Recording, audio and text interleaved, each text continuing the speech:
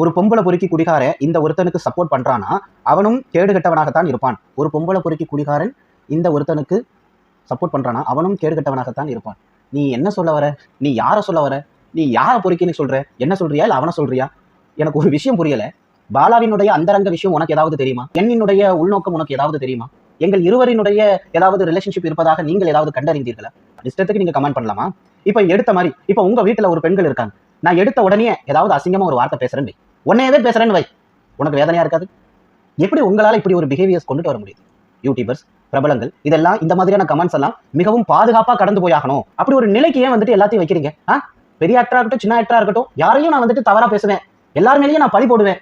அப்படிதான் நான் வீவர்ஸ் அப்படிதான் இருப்போம். நீங்க அதெல்லாம் நான் பொறுத்துக்கிட்டு போகணும்னு சொல்ற அந்த ஒரு குணம் இருக்கு பாத்தீங்களா, அது ரொம்ப கேவலமானது. எனக்கு வீவர்ஸ் முக்கியம் இல்லை, எனக்கு மனசாட்சி தான் முக்கியம். நேர்மையாக இருப்பவர்கள் என் வீடியோவை பார்த்தா போதும், அவர்கள் எனக்கு கமெண்ட் பண்ணா போதும். அதற்காக நான் சொல்வது எல்லாத்தையும் நீங்க ஏத்துக்கணுங்கிற அவசியம் இல்லைங்க. உண்மைத்தன்மையை ஆராய்ந்து அதற்கு பிறகு நாகரிகமான முறையில பேசலாம்.